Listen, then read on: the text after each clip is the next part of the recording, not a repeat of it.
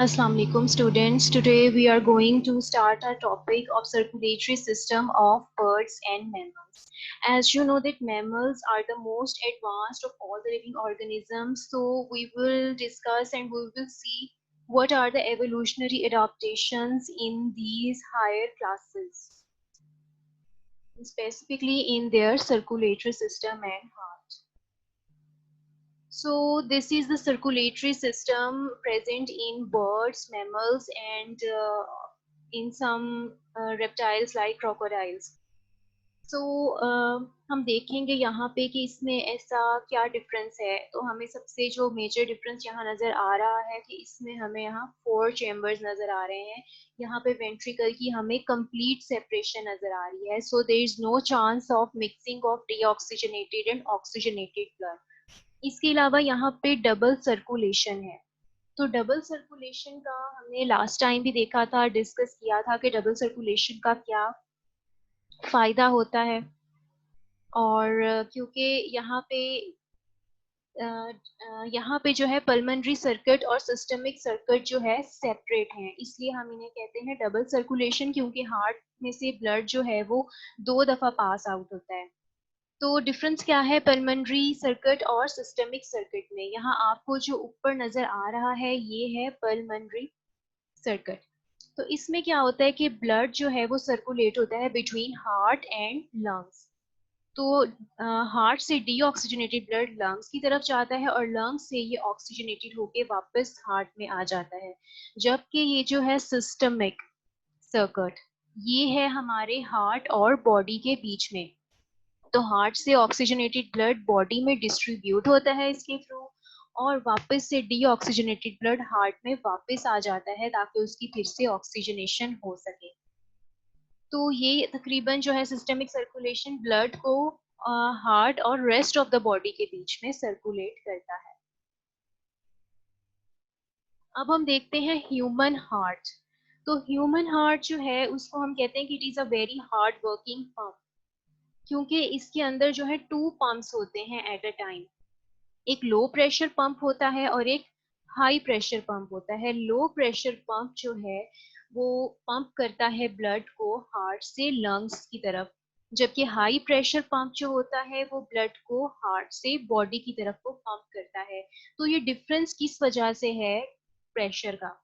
तो आपको पता है कि लंग्स जो हैं उसमें जब पंप किया जाता है ब्लड हार्ट से तो वो लो प्रेशर होता है, कि अगर वो जरा सा हाई प्रेशर हो तो क्या होता है उससे एक तो कैपिलरीज जो हैं, ब्लड कैपिलरीज जो हैं उनके जो हैं ब्रेकिंग का खतरा होता है, और दूसरा ये कि ऐसा होता है कि ब्लड जो है वो बिना ऑक्सीजनेशन के ही जो है लंग से पास होके वापस हार्ट की तरफ आ जाए। तो it takes time for oxygenation, और इस तरह से जो है इसका प्रेशर जो है वो कंपैरेटिवली लो होता है सेकंड पंप की निस्बत। जबकि जो हमारा सेकंड पंप है हाई प्रेशर पंप, उसका प्रेशर ज्यादा होता है, क्योंकि ताकि जो है ब्लड जो है हमारे each and every cell of body तक पहुंच सके। आपका ब्लड जो है इवन कि आपके टो तक भी पहुंच सके, इतना प्रेशर हो कि वो वहां तक पहुंच सके। तो ये हमें यहाँ पे डिफरेंस नजर आ रहा है दोनों पंप में प्रेशर का।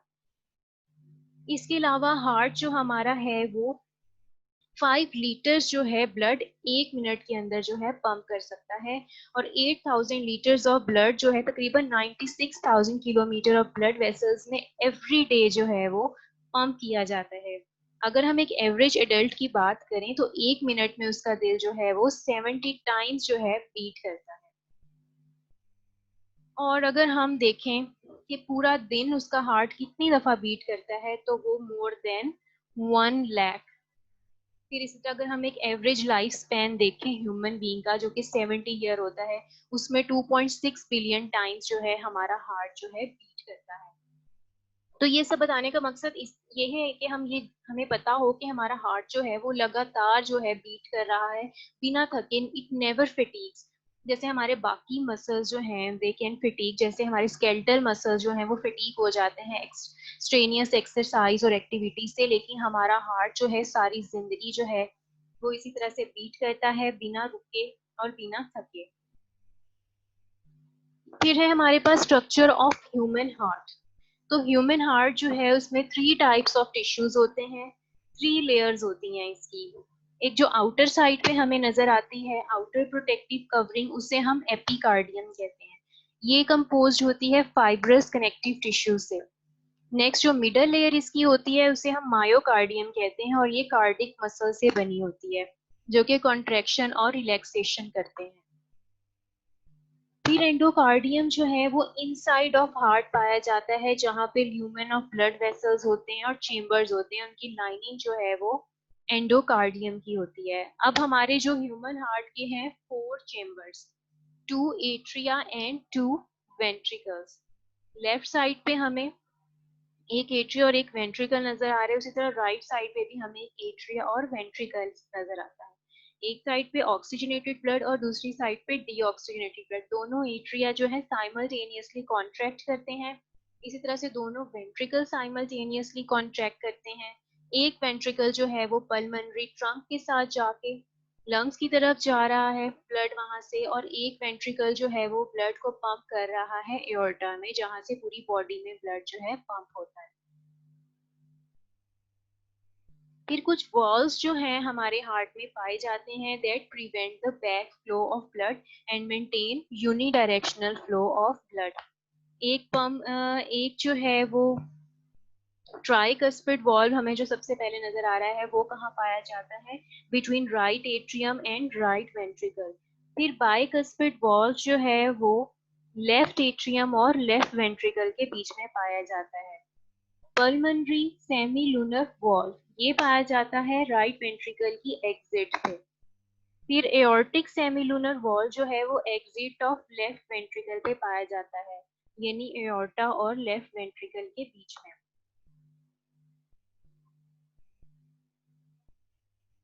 अब है हमारे पास कार्डिक साइकिल। तो कार्डिक साइकिल की डेफिनेशन है sequence of muscles contractions and relaxation. जब हमारा हार्ट जो है बीट करता है तो उसमें 2 पीरियड्स होते हैं। एक होता है पीरियड हार्ट की मसल रिलैक्सेशन का, और दूसरा पीरियड हार्ट मसल कॉन्ट्रैक्शन का। कॉन्ट्रैक्शन और रिलैक्सेशन मिलके जो है एक हार्ट बीट बनाते हैं। तो ये मसल्स जो हैं वो किस तरह से कॉन्ट्रैक्ट होते हैं, क्या चीज इसको स्टिमुलेट करती है हार्ट को कि वो कॉन्ट्रैक्ट और रिलैक्स करे, तो वो है हमारे हार्ट के अंदर मौजूद कुछ स्पेशलाइज्ड कार्डिक मसल सेल्स। ये मसल सेल्स जो है इनिशिएट करते हैं और इसके अलावा डिस्ट्रीब्यूट भी करते हैं इलेक्ट्रिकल इम्पल्सिस को। ये डीपोलराइज होते हैं और एक एक्शन पोटेंशियल को जनरेट करते हैं। तो यहाँ पे नर्व सेल्स की जरूरत नहीं है कि वो जो है इसको कॉन्ट्रैक्ट करने के लिए कोई मैसेज कन्वे करें। ये सेल्स जो हैं they can work as a pacemaker. तो यहाँ एस ए नोड जिसको हम साइनो एट्रियल नोड कहते हैं, it works as pacemaker. तो ये ग्रुप ऑफ सेल्स हैं कि जो डीपोलराइज हो जाते हैं। ये रहा एस ए नोड। ये सेल्स जो है डीपोलराइज होंगे और एक्शन पोटेंशियल जनरेट होगा। फिर ये नेटवर्क ऑफ फाइबर्स हैं, ये सेल्स हैं स्पेशलाइज्ड, जो कि इस एक्शन पोटेंशियल को आगे ट्रांसफर कर रहे हैं, आगे लेके जा रहे हैं। अब ये जो है हमारे पास पेस मेकर जिसको एस ए नोड भी कहते हैं, जैसे ही यहाँ की डीपोलराइजेशन होती है, एक्शन पोटेंशियल जनरेट होता है, तो ये दोनों एट्रियम के अंदर डिस्ट्रीब्यूट होता है, जिसकी वजह से दोनों एट्रिया जो है वो साइमल्टेनियसली यानी एक साथ कॉन्ट्रैक्ट होते हैं। उसके बाद ये एट्रियो वेंट्रिकुलर नोड को जो है क्या करता है, स्टिमुलेट करता है। फिर यहाँ से ये जो ओपनिंग है, यहाँ ब्लड जो है वेंट्रिकल्स में चला जाता है, और ये देखिए ये फाइबर्स जो हैं, right and left bundle branches of his fibres, ये जो है वेंट्रिकल्स की तरफ जा रही हैं। एक जो है इसकी ब्रांच लेफ्ट वेंट्रिकल की तरफ जा रही है और एक राइट वेंट्रिकल की तरफ। अब ये जो है फर्दर परकिंजी फाइबर्स में जो है ब्रांच आउट हो गई हैं। तो ये परकिंजी फाइबर्स जो हैं, ये जो है एक वेंट्रिकुलर वॉल्स के अंदर जो है वो फैली हुई हैं। अब ये जैसे ही फाइबर स्टिमुलेट होंगी तो हमारे वेंट्रिकल्स जो हैं वो कॉन्ट्रैक्ट होंगे, और ब्लड जो है वेंट्रिकल से पास आउट होके आगे चला जाएगा पल्मोनरी आर्टरी और सिस्टमिक सर्कुलेशन की तरफ। तो ये जो है करंट जो है और इलेक्ट्रिक पोटेंशियल जो है हमारे हार्ट की सरफेस पे होता है। तो अगर हमने इसको मेजर करना हो, रिकॉर्ड करना हो, तो हम ईसीजी के थ्रू इसको रिकॉर्ड कर सकते हैं। फिर है हमारे पास कॉन्ट्रैक्शन ऑफ हार्ट की two phases, systole and diastole. Systole is the phase of contraction of heart, whereas diastole is the phase of relaxation of heart. देखें diastole में रिलैक्स हो रहा है हार्ट, तो आपको इसका साइज देखें इंक्रीज नजर आ रहा है, जबकि सिस्टोल जो है उसमें आपको देखें ये कॉन्ट्रैक्ट हो रहे हैं, किस तरह से उसके चेम्बर सिकुड़े हुए हमें नजर आ रहे हैं। तो इसमें एक पूरा एक कंप्लीट कार्डिक साइकिल है। सबसे पहले एट्रिया जो हैं वो दोनों एट्रिया, ये साइमल्टेनियसली होता है राइट और लेफ्ट साइड पे, दोनों एट्रिया जो हैं ब्लड से फुल हो जाते हैं, इनके वल्व्स जो हैं वो क्लोज हो जाते हैं। उसके बाद क्या होता है, जैसे ही एट्रिया के अंदर ब्लड जो है उसकी क्वांटिटी बढ़ना शुरू हो जाती है, तो वो ब्लड जो है एट्रिया की वॉल पे प्रेशर एक्सर्ट करता है, उस प्रेशर से जो है एट्रियो वेंट्रिकुलर वल्व्स जो हैं वो ओपन हो जाते हैं, जैसे यहाँ ओपन हो रहे हैं। तो जैसे ये वेल्स ओपन होते हैं तो वेंट्रिकल्स में ब्लड जो है फुल होना शुरू हो जाता है।